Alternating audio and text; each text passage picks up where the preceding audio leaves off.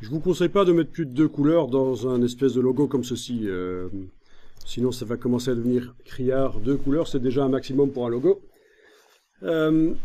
Vous avez vu que j'ai mis l'animal au même endroit que le texte qui a la même couleur que lui. Donc le texte devient illisible. D'accord? Eh bien, je vais envoyer l'animal en dessous du texte, tout simplement. Et je dois le sélectionner avec la petite cible, là, comme ça, voilà, la petite cible. Ou alors, la flèche noire, je clique sur lui, évidemment, dans la palette des calques. Tiens, je vais changer la couleur du calque, parce qu'en rouge, c'est pas génial. Voilà. OK.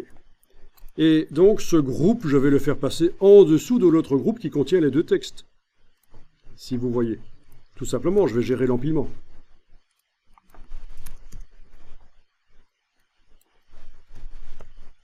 Comme ça. Je prends le groupe, je le fais passer en dessous, pas dans le groupe, hein, pas comme ça, hein, en dessous. Ça, c'est dedans, ça va tomber dans le groupe du texte, c'est pas du tout ce que je veux. Là, ça va aller en dessous. Voilà. Donc, il est en dessous. Visuellement, ça ne change rien. Donc, ce qu'il va falloir faire, c'est ce que je vais faire ici rapidement pour vous montrer. Je vais sélectionner avec la flèche blanche plus uniquement le texte rouge. Pour une raison que j'expliquerai plus tard, je vais enlever la couleur rouge au texte, parce qu'en fait, les couleurs de fond et de contour sur du texte, il faut absolument ne pas les mettre par la palette des outils comme ça. Il faut les mettre par la palette aspect. Menu fenêtre aspect. En ayant la ligne qui est sélectionnée, pas les lettres avec l'outil texte, mais bien la ligne. Et dans ce cas-ci, vu que mon texte fait partie d'un groupe, j'ai dû utiliser flèche blanche plus, évidemment. Sinon, ça aurait sélectionné aussi d'autres textes. Et c'est là que je vais ajouter un nouveau fond. Voilà, ajouter un nouveau fond. Je vais lui mettre la même couleur qu'avant. Voilà, la même couleur que le guépard, du rouge, à ce fond. Et l'astuce ici, c'est que je vais mettre un contour blanc au texte.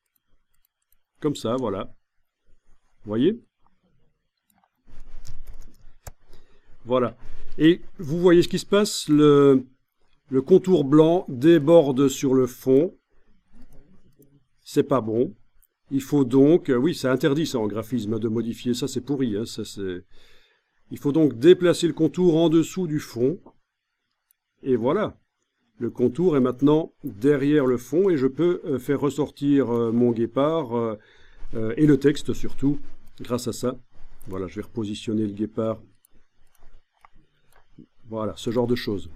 OK. Pourquoi est-ce qu'il ne faut absolument pas utiliser les échantillons? Il faut qu'ils soient absolument avec 2 diagonales. Là, quand on travaille sur du texte, ne pas mettre les couleurs sur le texte, couleurs de fond et de contour par la palette des outils. Il faut absolument le faire sur la ligne de base en ajoutant, comme j'ai fait, le fond par le menu de la palette aspect. Parce que sinon, j'arrive pas à faire passer le contour en dessous du fond. Vous pourrez tester sur du texte, je vous montre d'ailleurs. Je vais refaire un texte ici rapidement.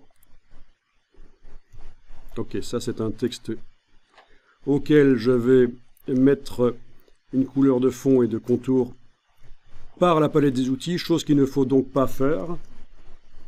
Par la palette des outils, une couleur de fond et une couleur de contour, avec une épaisseur.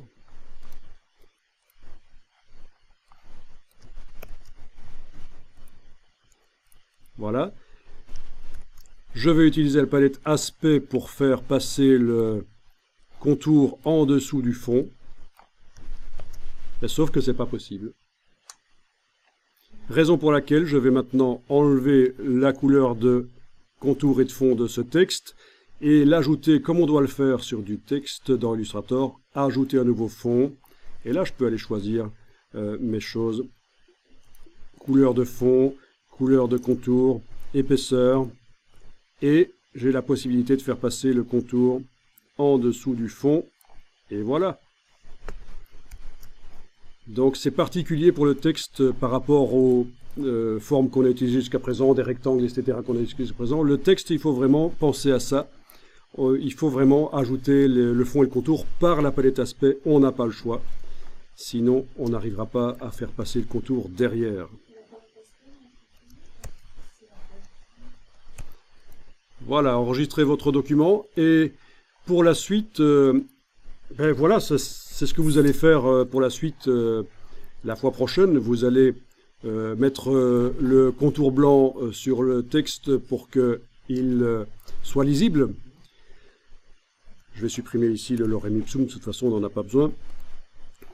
Et aussi, je vous expliquerai un truc assez génial dans Illustrator, parce que bon, au final, qu'est-ce que vous vous retrouvez avec quoi?